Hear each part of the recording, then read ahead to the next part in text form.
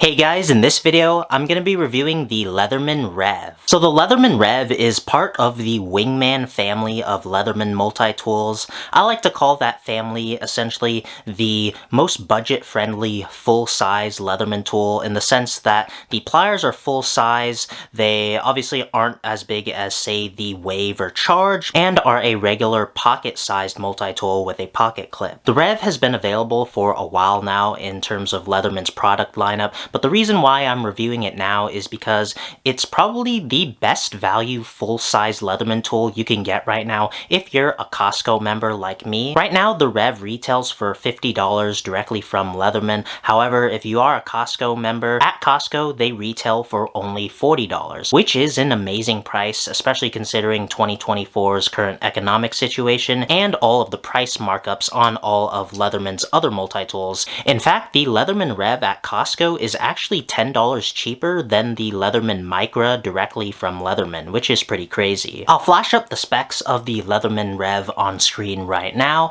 and of course I'm going to do a standard size comparison up against other popular multi-tools. Here we have the Leatherman Charge / Wave, the Leatherman Surge. Right next to the Rev is the Leatherman Bolster, which is also part of the Wingman family of multi-tools. In fact, it's pretty much the exact same size and dimensions. You got the Leatherman Micra, the Victorinox Swiss Army Huntsman, as well as the Classic SD. As you can see, the Rev is definitely a full-size multi-tool, but as I said earlier, it's not as big as the Charge and Wave, and it's definitely bigger than the keychain size multi-tools and full-size Swiss Army knives. And lastly, here's a quick open plier size comparison. Of course, I'm gonna go over the entire tool set of the Rev, but real quick, I just want to say that the Rev is essentially just the Leatherman Wingman minus the scissors on the outside, as well as minus the spring action in the pliers. Other than those two exceptions, the Leatherman Rev has basically the same exact tool set as the Wingman. On the outside of the Leatherman Rev, you get stainless steel handles, as well as a stainless steel pocket clip. That's the same exact pocket clip you can find on all the other tools in the Wingman family. There's only one outside accessible tool, and that is the 420HC knife blade. It is a one-hand operable and is liner locking, which is nice. It is a plain edge, and in terms of the blade shape, it's kind of in a reverse tanto blade shape. It's similar to the Benchmade 940's blade shape, which I think is pretty interesting.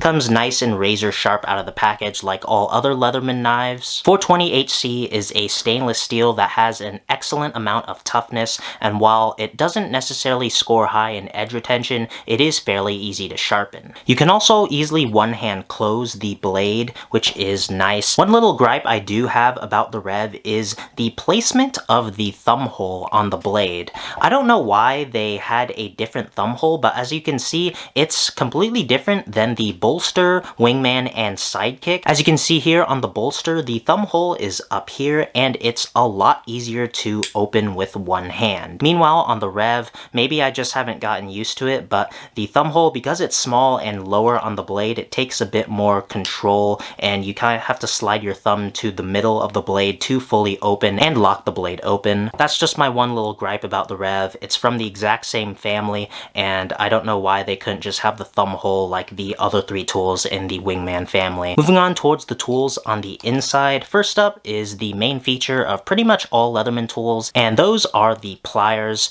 You got both regular and needle nose pliers, and you have both regular and hard wire cutters that are not replaceable. As I said earlier, unlike the Wingman, the pliers on the Rev are not spring action, so you will have to control the pliers a bit more when opening the jaws up. On the left side of the Rev, you get both of the main drivers. You have a 2.5D Phillips head driver, as well as a flathead driver / pry tool. And moving on towards the other side of the tool, first up you have the combination tool. It's a signature combination tool found on most Leatherman tools. You have the combination can and bottle opener plus wire stripper. One thing to note about the tools on the inside is that none of them are locking. They're essentially kind of like a slip joint. They're not just friction folding. As you can see, I'm putting a light amount of pressure on the tool. It's not going to close, but with just a decent amount of pressure, they will disengage, and then you can slide them closed.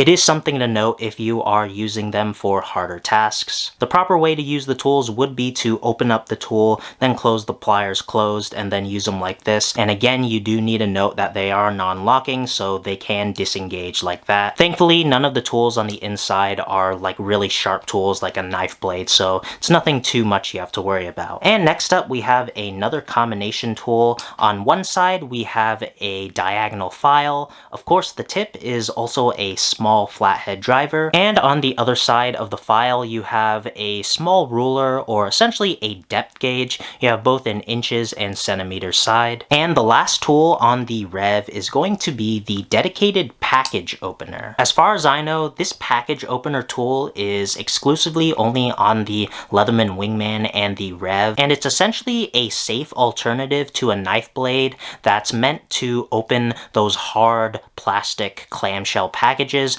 Ironically, that's the same type of package this Leatherman Rev came in at Costco. This low edge is relatively dull, but of course it is thin enough so that you can dig into a plastic clamshell and simply pull and cut open the clamshell. And lastly, the Leatherman Rev does come with the standard black made in China nylon Leatherman sheath. You got the Leatherman spell out in yellow down here. You got a belt loop stitched on in the back, as well as a button closure. I mean, it's good, not great. And in terms of the Wingman family, almost all of the tools come with a sheath, but a tool this small, and especially since it comes with a pocket clip, I don't really see a reason to carry it in a sheath, but it is an option if you want it. As I said in the beginning of the video, I feel like the Rev is going to be the best value full-size Leatherman tool you can buy right now. If you are a Costco member, at only $40, it's definitely a no-brainer. You get a rock-solid tool set, you get a full-size set of